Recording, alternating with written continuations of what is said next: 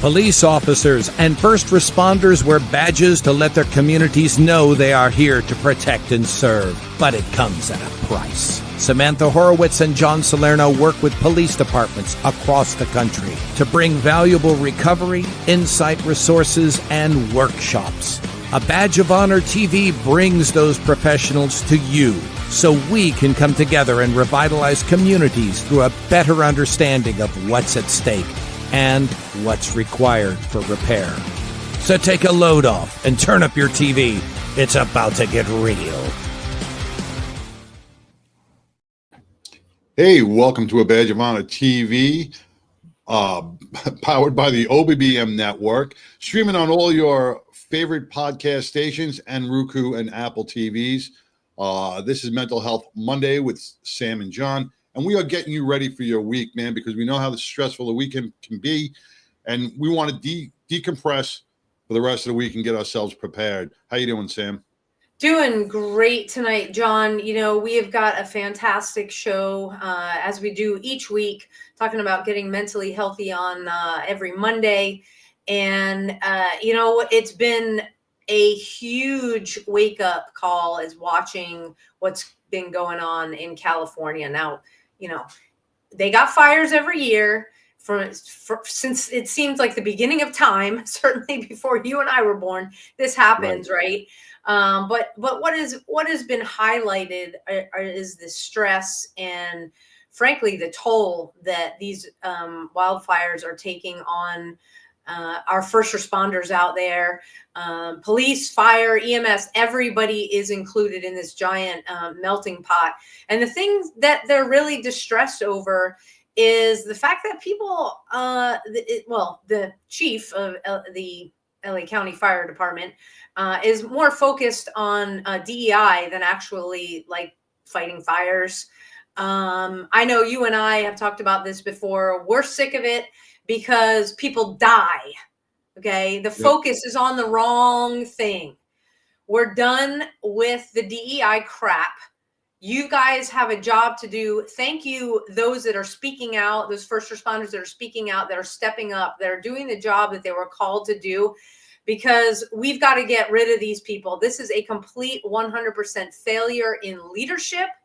And there's no room for this when people's lives are at stake. No, and you know, safe travels. Wish, you know, North Texas is sending some guys from Dallas, McKinney, and surrounding departments. Are sending some expert teams. So please, guys, on your travels out there, be careful.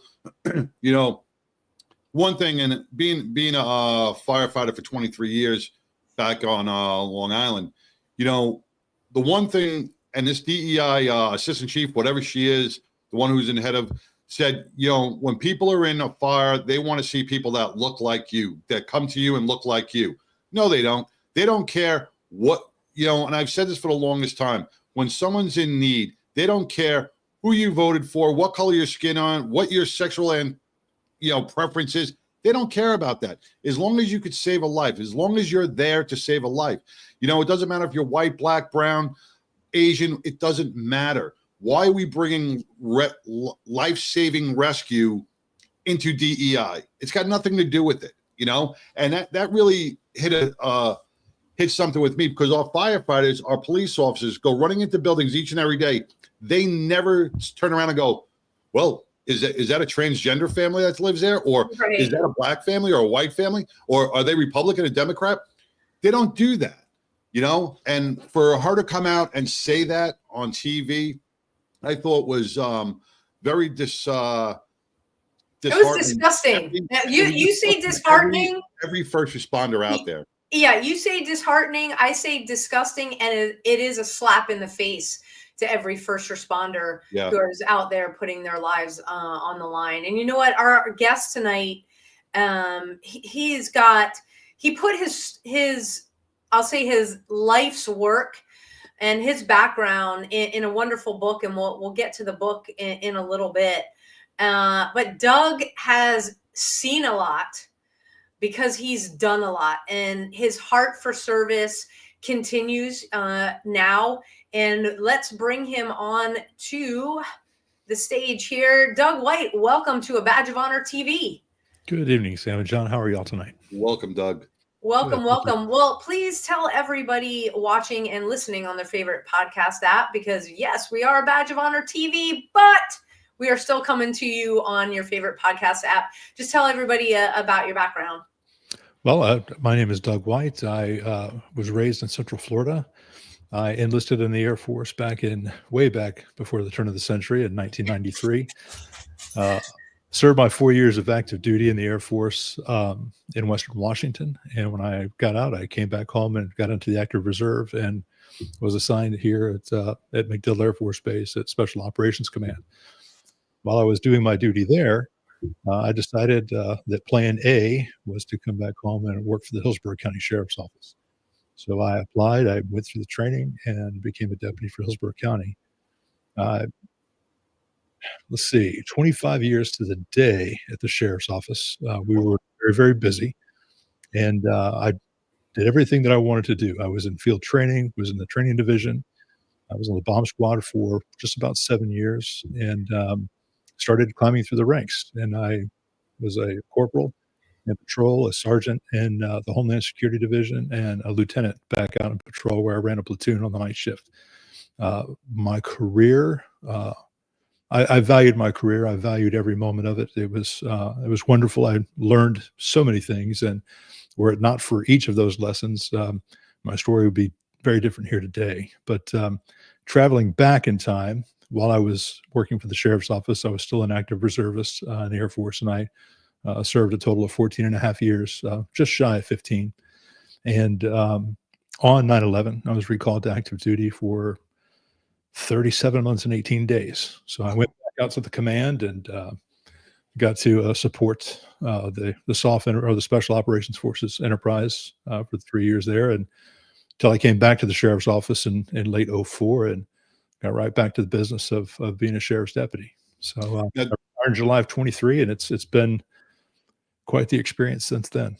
Doug, with such an extensive background between the Air Force, the police department, getting back to what we were talking about in the beginning, did you ever once in your career go, nope, you're transgender, I'm not going to save you, or I'm not going to respond to your call? Did that even thought ever cross your mind? None of those things ever crossed my mind. I mean, those things, no, never. And you know what? 99.9999% of our first responders out there would never cross their mind either. We're there to serve our public. So, yeah, that's it. We're there to serve our public and stop the killing, save lives, stop bad guys from doing bad things to good people. And no, I don't. None of that stuff ever factored into my mind in anything. It's a life of service, and I don't believe that anybody worth their salt would consider anything like that while they're working. Agreed. I worked with 40,000 NYPD, and I don't think any of them thought that way either. Yeah, you said your military service when you were recalled after 9/11. John and I were both there I was in Tower 1 on 9/11. John responded soon after for recovery. You mentioned, and people can read about this, your support for the special operations community. What did that entail in the Air Force? Well, full disclaimer, I was not an operator. So Air Force has special operations, Air Force Special Operations Command. Every branch has their own, branch of special operations forces. Headquarters Special Operations Command here at MacDill is the overall major command that oversees all of that. I was assigned initially in 1997 as part of the security forces there at the headquarters building. So at that time, it was physical security, anti-terrorism, force protection, stuff like that. Well, on 9/11, then Secretary of Defense Donald Rumsfeld said that all combatant commanders will have a protective services detail. For non-military folks or folks that aren't familiar with PSD or the personal security detachments, it's kind of like the Secret Service, but for admirals and generals and military dignitaries. So we didn't have that at the command at the time. So I was lucky enough, along with some of my fellow airmen, And we had Rangers, Green Berets, and some other Tier 1 folks come in, and we stood up the Command's first Protective Services Detachment. So we traveled with the bosses around the country, around the world, downrange, all of that other stuff, and supported his travels. So we were the bubble around the boss. So you, for 25 plus years between the Air Force and in the first responders field, you were in a very hyper-vigilant, high alert status throughout pretty much your whole life since for since 31 started, years. right? 31 years, I worked on body years. armor just about every single day. Now you're retired. Mm-hmm. How hard was the transition to move from being in such a hyper-vigilant state to, all right, now I'm going to sit down, I'm going to write a book? I'll let you know when I get there. Yeah. You know what? That is the perfect segue. We got to go to our first break. Okay. When we come back, we'll get right into this because a lot of people experience exactly what you did, Doug. We'll be right back, everybody. Stay tuned. Forget Zoom, try Meetin. Meetin is a brand new video meeting service. And not only is Meetin simpler and easier to use and more powerful, Meetin also has the right values. Here at Meetin, we believe in freedom. We believe in privacy. We believe in America. And we are apolitical. Now, to get your free forever version of Meetin, just go to Meetin.com, spelled this way. And then where it says promo code, type in the word special. That's your promo code. Okay? So go to Meetin.com, type in the word special, and you'll get Meetin free forever. I'm Rick Raditz, and I look forward to serving you as a customer of Meetin.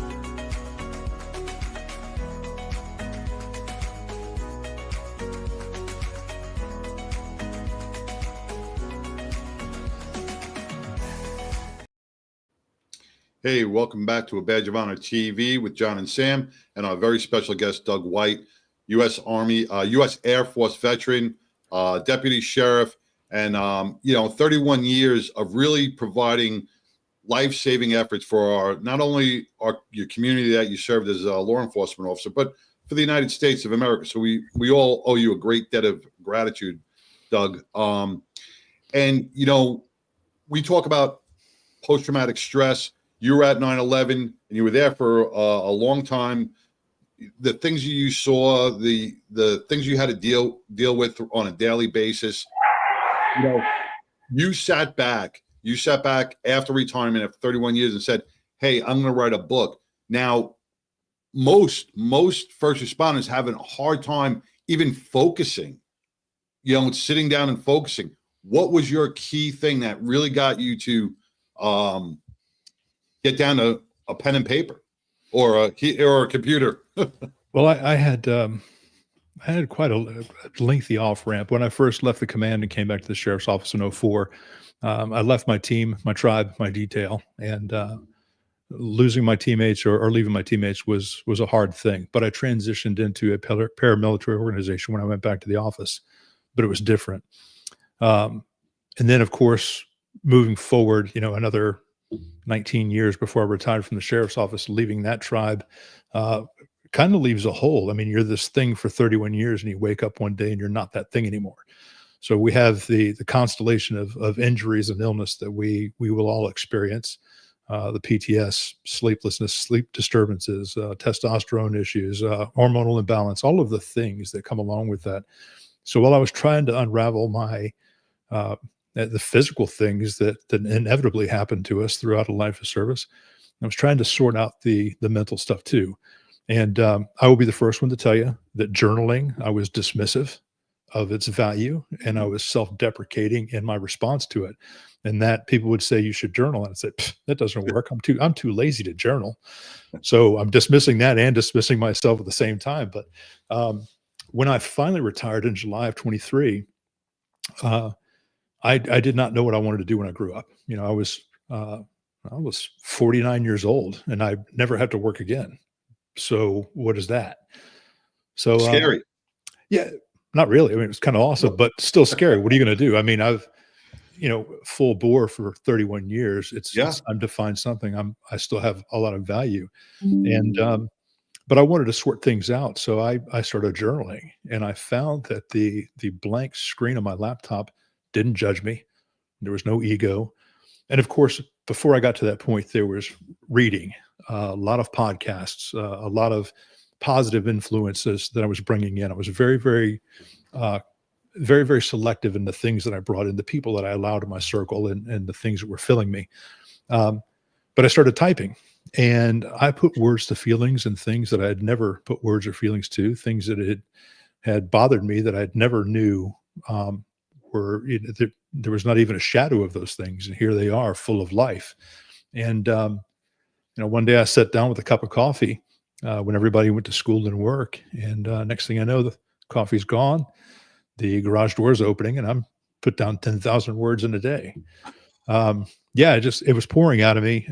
There were causes of reflection. There were times where I would step back. I think the longest point where I stepped back from the journal was about 6 weeks, just to really unravel some of the things that I was discovering.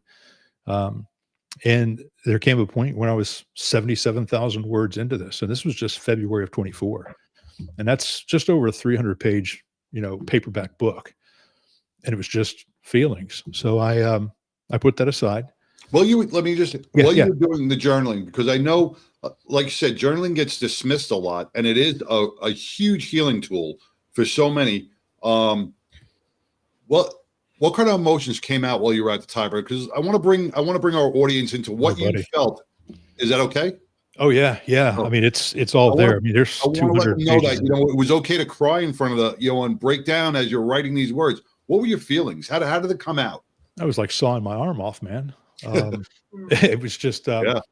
there were things in there that were very raw. I mean, I don't know how much a lot of your listeners or your viewers have actually read the book or gotten in there, but there's some rough things in there that were in my journal that I left in the book. But I was going through calls, looking at lessons learned, things that I could have done better. Um, I owned, I discovered, and I owned every shortfall as a deputy, as a leader, as an airman, as a husband, as a father, as a man, as a friend, as a son. I mean, every single aspect I owned. I came to grips with and ultimately owned every shortfall and every embarrassing moment, and I put it into this book. And the things that I learned from that 77,000 word journal um, is very different than what's in the book. The book is the lessons learned from that, and I was able to unravel a lot of things. I mean, there was a point where one of the calls that I unraveled in that, I pushed away for 6 weeks, and I planned where I was going to be the day that this certain person was released from prison. And I know that where you're going to be released from, you have to provide an address, and I know the date and time and how long it takes to get from that place to your new address. And I went deep and I went dark. In the book, I talk about a break that was actually my breakthrough, and I had to work on a lot of things, and I was dark then, but after retirement, I got much darker going through this, and it was bad. I had reduced myself. I mean, the guilt, the shame, the anger, and all of that experience. I'd gotten to the point where I'd reduced myself to a paycheck. I'm on this side of dirt because if I stop breathing, then my family doesn't get my pension. So that was my value through that process. I'm not there anymore. Obviously, I'm well beyond that, but that was part of the journey, trying to sort through all of this stuff. Yeah, and the book is called Hiding in Plain Sight, and we're already getting some comments on the live stream here. Absolutely brilliant read, highly recommend. So thank you. Thank you. I will hold space for your darkness podcast. So thank you for that comment. And yes, it is a brilliant read, and like you said, the way that you're describing things right now, I mean, it is, when you're reading it, even the description online. It is, I'll say, one of the most descriptive and real reads. John's working on his book. My book is out there. And whenever you have somebody that it's like you're sitting next to you, Doug, or you're walking with you through these different things, you can picture it, especially if you're a first responder or veteran, in your mind as you're going through the book. And it's the detail and the way that you write that I think people will most appreciate, because there's no sugarcoating. And it allows somebody reading to say, hey, that's me, number one. Or if it's a family member, hey, that's my husband, that's my wife, that's my cousin, whatever it is. But also to get a deeper understanding, because we all suffer trauma. There's no measurement of trauma. Trauma is trauma. Our access to resources certainly is a lot better now than it was, when John and I were coming up through the ranks, where we didn't have a lot. And then your journey with the career and unpackaging is your journey. And it is deep, dark, and personal. And I mean, John and I want to commend you for doing it the way you did it, and the way you write. It certainly is phenomenal. When we come back from our next break, you had mentioned something right at the last break about the physical changes that you noticed in yourself. Let's get into that when we come back from our next break. Stay tuned, everybody. We will be back with Doug White. Look, when you need to respond to an aggressive situation to protect yourself, your family, or your property, understanding your firearm and legal position are critical. Officers know your skills are only as good as your commitment to training. So know what you're doing. So when you're in a vulnerable situation, we can count on your response.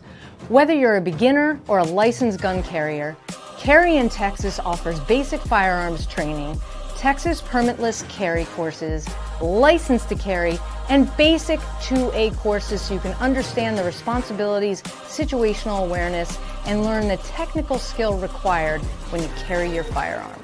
Go to carryintexas.com to find the right course for you. Join me, former United States Secret Service agent Samantha Horwitz, on the range for beginner basics, LTC prep, and range practice. Go to carryintexas.com today. That's carryintexas.com. Hey, welcome back to a Badge of Honor TV, powered by the OBBM Network, with John and Sam and Doug White, veteran, first responder, and now author of a great book called Hiding in Plain Sight.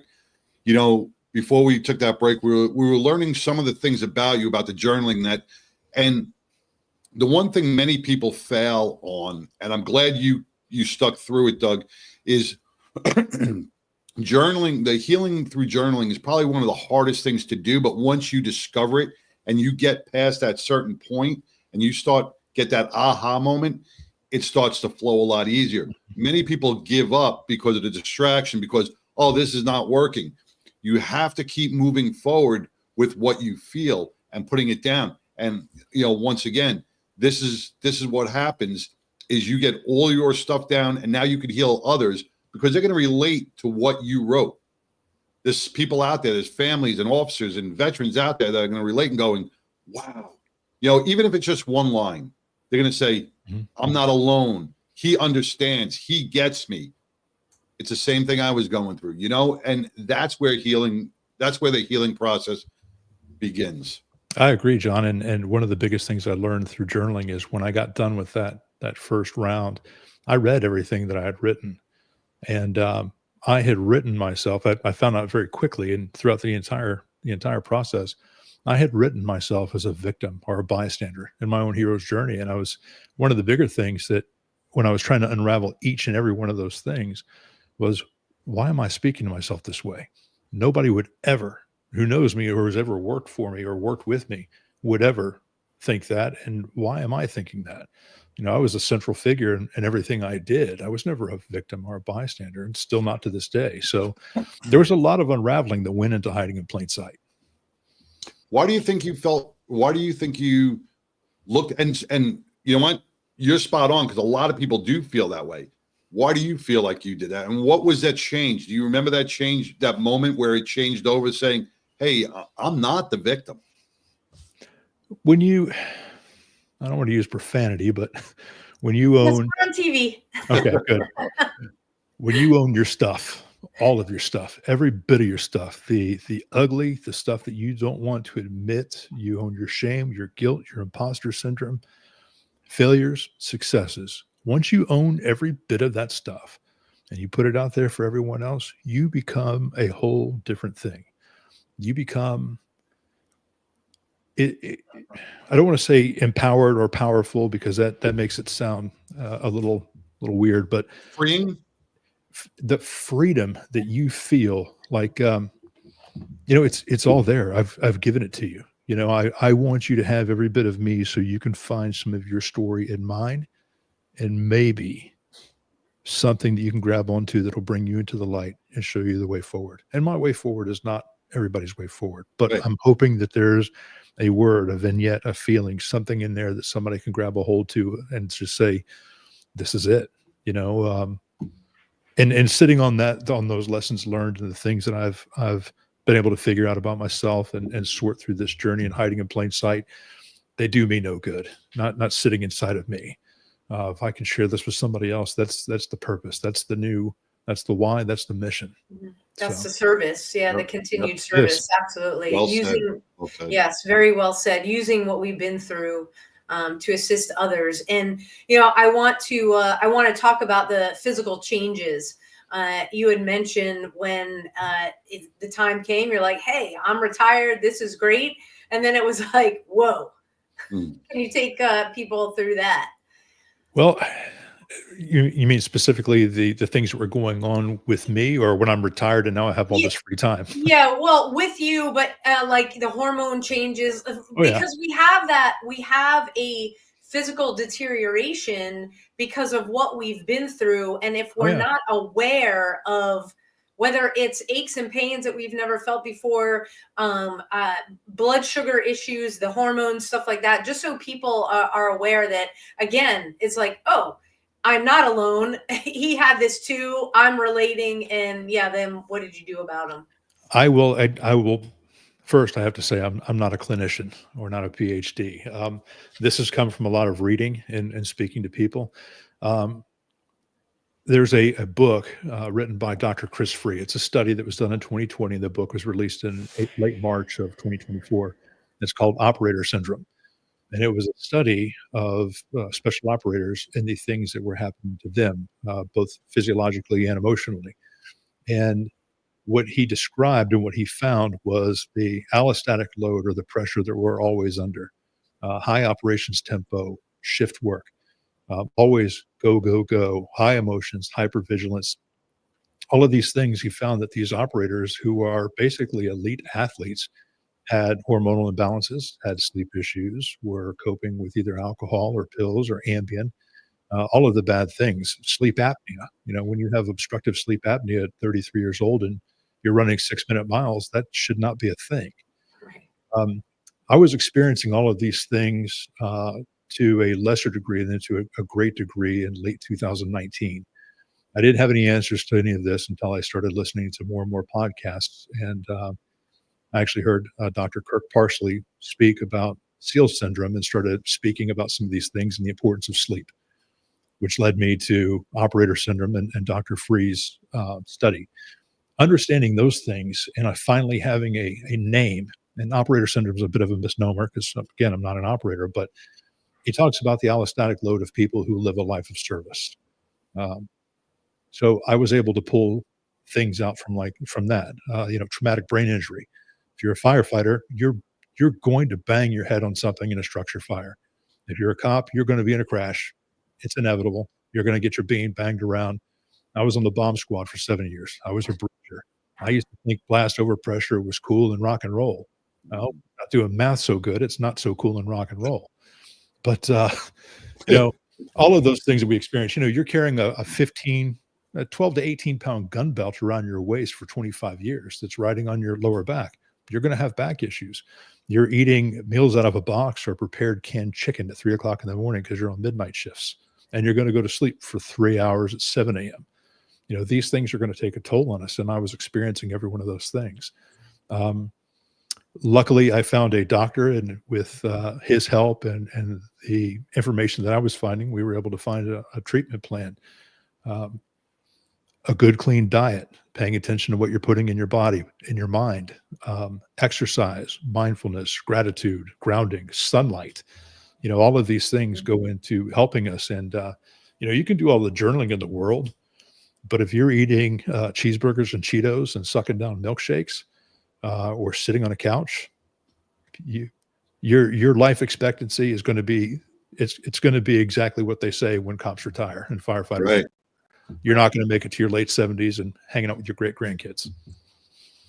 Yeah, so true. And we say it all the time. It's like when we retire, we can't sit on the couch watching Judge Judy eating bonbons, But the hard part of that is that transition part is hard because, like you said, 31 years or 25 years, whatever you did, right? That becomes such the norm for you. Yeah. That lifestyle. And that's a long time. That's a long lifespan to be eating chicken out of a can at 3:00 in the morning. So it's the normal thing to, so it's not easy to break out of those habits. But once you do break out, like you said, the feeling, the freedom, the healthiness that just overwhelms your body makes you want to do more. Yeah. I think a lot of people, they find their way through, hopefully it's not a health scare and they decide maybe I should do something about my diet and clean up. I mean, I found myself in 2021, I believe, or 22. I don't know. It all blends together. Now that I'm retired, I don't have to keep a calendar, but, I was on duty one day and I was in good shape running triathlons. I had run a marathon. Oh no, I was actually training for a marathon. I was in good shape. Everything on the outside was good to go. The blood work was off, but I was sitting behind a hospital on a Friday morning, actually, eating my overnight oats. Everything was fine. Not the first call of the day. And I started getting tightness in the chest, started panting, sweating, radiating pain down my arm and up my neck and everything else. And called the sergeant and I said, hey, I'm just going to walk into the hospital real quick. And I drove over and walked into the ER. Said, yeah, I think I'm having a heart attack. Yeah. They're like, oh my God, lay down. I'm like, nope, I'm good. Just show me to the room. And they did a heart cath and the doctor said, man, your heart looks fantastic. This is stress. There was no blockages, no nothing, no statins, everything was good to go. And I mean, I'm awake. They've got this thing in my arm and I'm watching my heartbeat on this cath, on the twilight dope that they gave me. And they kept me overnight. It was just stress. And it's a scary moment. Yeah. When you're 46 years old, it's scary. And, John, like you said, you kind of buy into the persona and all that stuff. I was overcommitted. I was super invested. I was all about the job, all about the service and everything we were doing. And I put it before everything else. And that's, again, when you start journaling, those are some of the things you have to own. It hurts. Absolutely. When we come back, we want to talk more about that transition period when you put your papers in, you knew you were going out, and what you had to do to prepare yourself for that. Okay. Take a quick break. Be right back. Leftovers again? It's time for something we haven't had in a long time. It's time for something right. It's time to make the right choice. OBBM Network TV is always the right choice. Choose right. Hey, welcome back to A Badge of Honor TV with John and Sam and our guest, Doug White, veteran, first responder, and author. Before we took our last break, we were talking about transition. And probably one of the most hardest things to do because we're so conditioned to living one lifestyle, and then all of a sudden we feel we lose our purpose, our why. That S on our chest is no more. We're a civilian. They lock the door. And each department, each branch probably does their transitions a little differently. You had the opportunity, Doug, to have the transition from the military and the transition from law enforcement. Which handled it better? Because that means a lot to the person leaving the service. I was going to say the answer to that's in the book, but no, I'm kidding. It is there. But when I left the service, it was,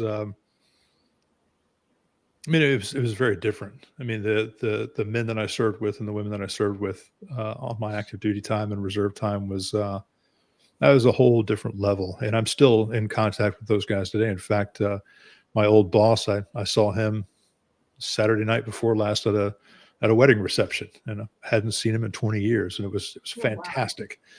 Just to catch right back up immediately. It was hugs, handshakes, and it was great. But when I left the sheriff's office, I mean, I had a long off ramp. You know, I like I said, I valued my career. I loved my career until I didn't.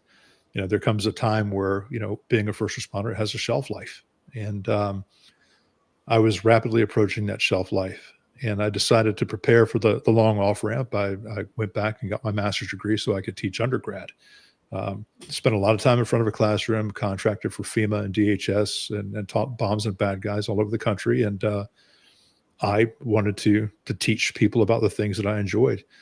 So I got my master's, and I actually did an interview with the university, did a teach back and everything, and walked away from the table during negotiations about money.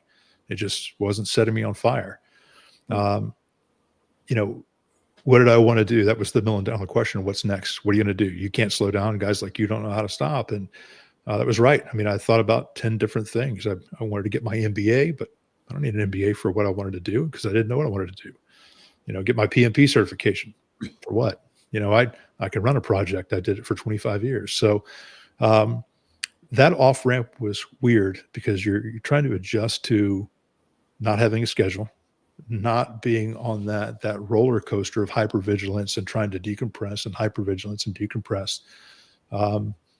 So what I did, luckily I was very, very blessed and very fortunate that planning financially and knowing that this day was going to come one day that I did not have to get work right away. So I had a buffer there, and I took advantage of that buffer and just was still for a while. And I had to sort through a lot of things. You know, who are you? What are you going to be now? Who are you supposed to be? You know, was this what you were always supposed to be or what you were always supposed to do? And the biggest thing or the biggest bit of advice I could give through my experiences was find a tribe. You know, you're leaving tribe, but you have to find somebody or some people that are like-minded who are going to fill you and who you can contribute to as well. For me, my tribe started at home with my wife, Michelle, and anybody who's heard me on a podcast or an interview or even read the book, they're familiar with all of that. Then finding people who wanted to see me succeed just because they wanted to be a part of my success and just to be a witness to it. And that's very rare. I would caution people to be careful for folks that are looking to help you level up. Again, be mindful of what you're allowing into your life and into your body, and find purpose quickly.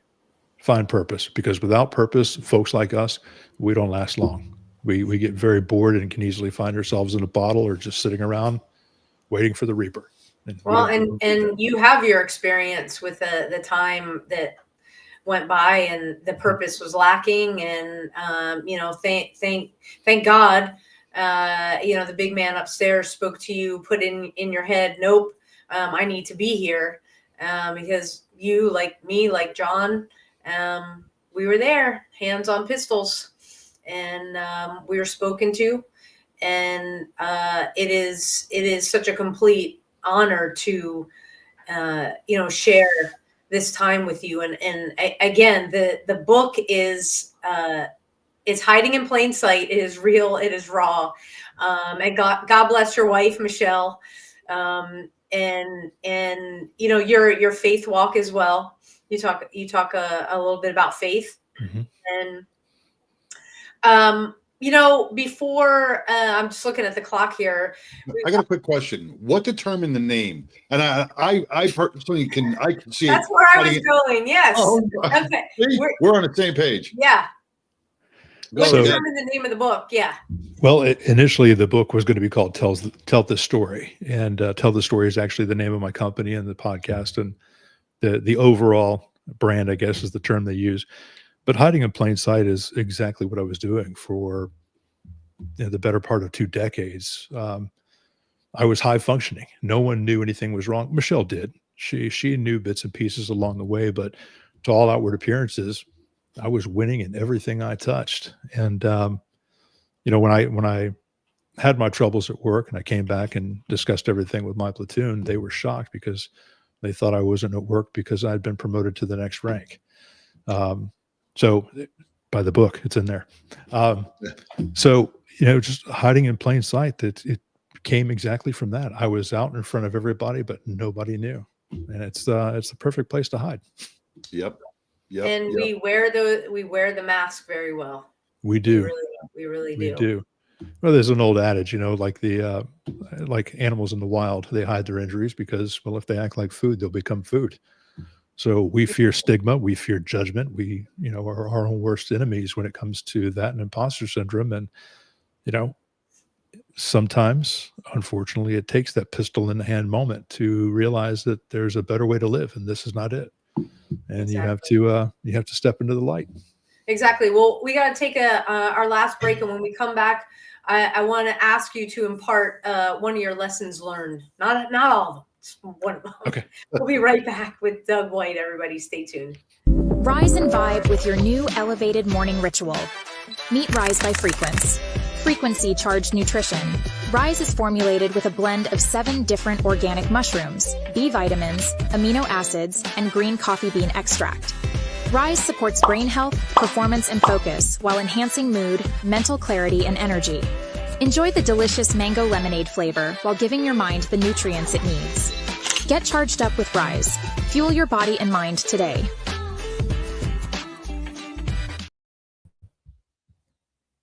Hey, welcome back to. Oh, there we are. We can, welcome back. We got to talk about rising and vibing, because as we talk about, look, Doug has been talking about taking care of yourself and the things that he noticed, and your brain health is definitely something that you want to take care of. With Rise, it is, again, formulated with a blend of 7 different organic mushrooms, B vitamins, amino acids, and caffeine. Not a lot, just 100 milligrams of organic coffee bean extract. No sugar, so it is absolutely keto friendly. Boost your mental performance, brain health, energy, mental clarity, creativity, motivation, concentration, alertness, and mood. It is my pre-workout go-to every single morning. I love it. Tastes super awesome. I never thought that mango and lemonade, especially in the wintertime, would be something that I look forward to. But let me tell you something. Once it's in, I am on. So how do you get yours? It is super easy. Go to abadgeofhonorhealth.com, and we put together some packages for you. Subscribe and save. That's abadgeofhonorhealth.com. Grab yourself some Rise, and you can rise and vibe with me and John. Now back to the show. All right. So we are back, and Doug, before we went to break, I asked you to share one of the takeaways, the aha moments that you had, that you put in the book, that folks can relate to. One of the things, and I want to focus on the mental wellness or the mental fitness end of this. If you are experiencing something that's off, just know that you're not alone. These are normal responses to abnormal inputs, and don't wait for somebody to ask if you're okay. That ask may never come. Getting help, there's only one barrier to entry, and that's raising your hand and asking for help. So just ask for help. I mean, I could go on and on about leadership and moral courage, but I would rather just say, for the one person that needs the help, ask. It's going to be there. Just ask. Amen. Amen Exactly. to that. What is the best way for people to reach out to you? Well, I'm on all socials and all platforms. The best way would be my website, dougwhiteofficial.com. My link tree is there. Everything you can get that I've touched can all be there. The book and everything's there. Okay, that is dougwhiteofficial.com. I got it up on the screen for those of you watching or listening, rather, on your favorite podcast app, dougwhiteofficial.com. I will say we met on LinkedIn, and Doug White on LinkedIn, super easy there. And you've got a lot of great information on there, some podcast photos that you've got up there. What are you speaking anywhere soon? Do you have other podcasts or shows that you have upcoming? I've been at this for 2 months, and I've got my own podcast, Tell This Story, and Awesome. I did an episode today. I actually had Travis Gribble on today, so that was pretty awesome. And I was on James Gearing's Behind the Shield just Yeah. last week. That'll be coming out in the next couple of weeks. So I'm not speaking yet. I'm working on that, but I will be happy to travel and speak to anybody about any of this at any point in time. I'm waiting. One more time with your podcast. Tell This Story. Tell This Story, and how do we find that?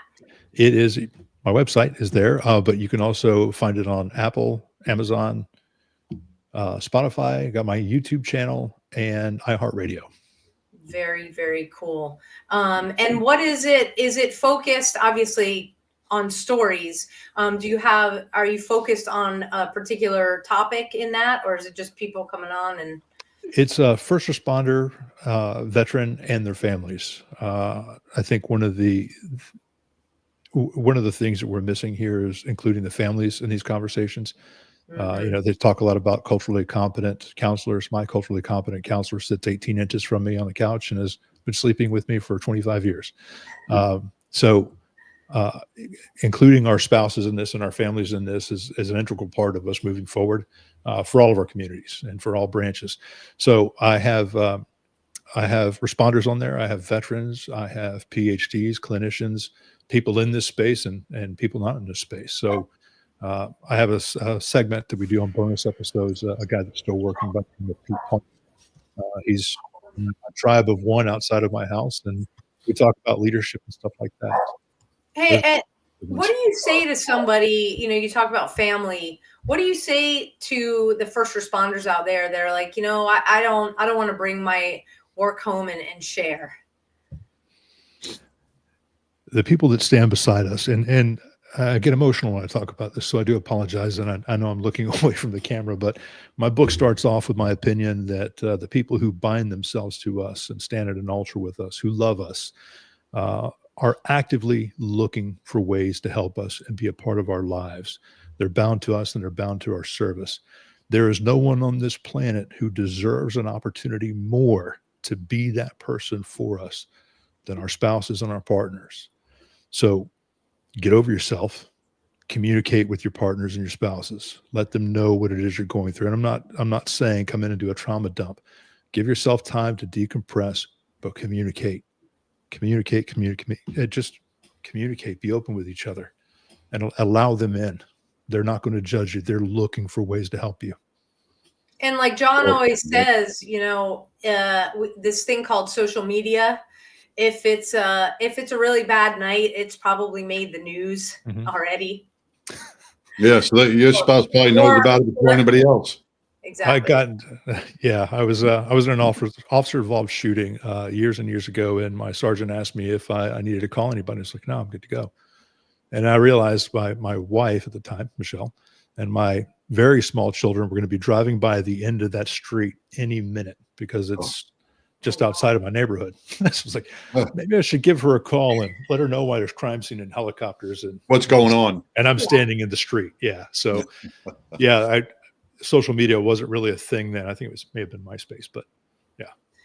Yeah. Well, that's the thing when we're so focused on the job, and we're in that moment. No, there's nobody I need to, because it's you're existing in the world as it's unfolding in front of you, forgetting that, like you just said, oh wait, my wife's going to be driving by where I am right now. Yeah. So I owe that phone call. And as I think Jeff shared in one of the workshops, when you make your phone call, don't leave a message that just says everything's fine, bye. I'll call you later. Bye. Yeah. Because they know it's not. Well, Doug, this has been phenomenal. As usual, the time has just flown by. Folks, pick up the book, Hiding in Plain Sight. Doug, I'm putting your website up again. It's DougWhiteOfficial.com. DougWhiteOfficial.com. And you guys on screen, you can see that. Again, Hiding in Plain Sight. Grab it, learn from it, realize you are not alone, and connect with Doug. because he's willing to have conversations, reach out to him, and you deserve it, and just make it happen and include your family in these conversations. Yep. Yes. So Doug, thank you so much. Yeah. Thank you so much. We will definitely be in touch, and hopefully you will sell out of all these books because it is phenomenal. Well, thank you. They'll keep making paper, so we'll keep selling them. There you go. There you go. Thank you. Thank you both. Right, Have a great one. Amazing guy. Yeah, amazing guy, amazing story. Just a wealth of knowledge, not only because of his length of experience, going from the military, continuing his service in law enforcement, and then putting it all on paper, but really a big lesson is take the time to do the tough stuff, like journaling, like writing it out, because it does hurt. It does suck. And you and I have talked about that before, but you know what? Yeah. That's where the learning is, because you learn like, hey, maybe I need to talk to somebody about this, or hey, maybe I need to change a few things here and there.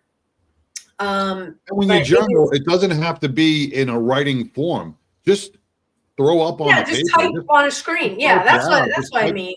Yeah, just type it out. Because people go, well, I don't have the writing skills, or don't worry about punctuation or capitalization. You don't even worry about spelling. Just write it out. That you can, or type it out that you can understand it. I think we had talked about before, even if it's just the F word, like over and over and over again. Sometimes you just have that. I got to say one thing about Doug. He said he's 2 months in, and I tell you, if he goes on the speaking circuit, if he does do that, I got to tell you, out of all our guests we've had, that man has probably the most soothing voice and most calming. We've had a couple, but yes, he's very. He really brings you, and I can imagine him in front of people. He can definitely get you centered. He did a great job. Yes, he did. Absolutely. We're so grateful for coming on and sharing his story. We talk about sharing stories. We have got 2 amazing events coming up. The first one, January 24th. That is a Friday. It is our 8-hour workshop. Hey, if you are within a few hours drive to the Dallas, Texas area, make that drive. Register for our 8-hour workshop. We do it in conjunction. Wrong link there, Sam. In conjunction with the Garland Police Department. Go to badgeofhonor.org. There's a pop-up on the screen. You can register for that. And if you are a member or you head up the peer support program in your department, police, fire, EMS, otherwise, if you are a first responder, peer supporter, or you run a program, reach out to us, get in touch, because on Friday, March 7th, we are doing a peer support training, and really want to give a shout out to Todd Geary and the Overwatch peer support. We have been doing some debriefs, unfortunately, due to, we had suicide and the 2 line of duty deaths, and grateful. I don't mean to cut you off, but did you hear this past weekend? And I'm sorry, I forgot to bring this up. Another Chicago retired officer.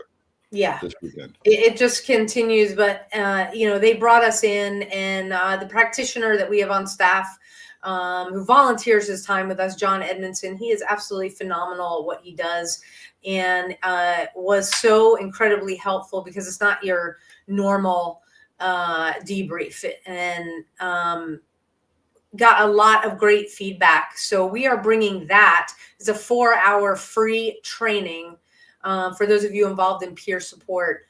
So you can visit our website at badgeofhonor.org. Again, that is, go to our calendar. It is Friday, March 7th, and the ticket link is on there.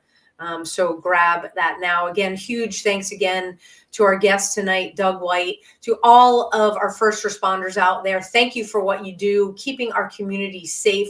You have got a crew of prayer warriors, coast to coast, praying for you every single day. For all of you veterans out there, thank you for fighting the good fight that allows John and I to do a show like this every week.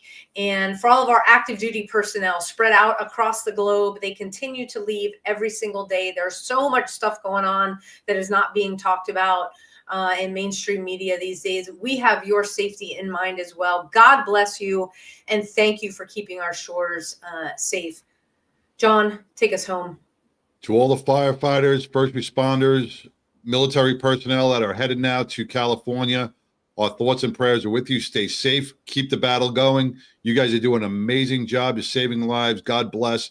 For our people from North Texas heading out there, please be safe. And, anybody who is, part of that, we're holding you near and dear to our hearts. We love you guys. Till next week. Take care, everybody. A Badge of Honor podcast is produced for the OBBM Network podcast and protected under copyright law. For content permissions, please submit your request to abadgeofhonor.com on the content page. For OBBM Network programming information, please call 214-714-0495 today.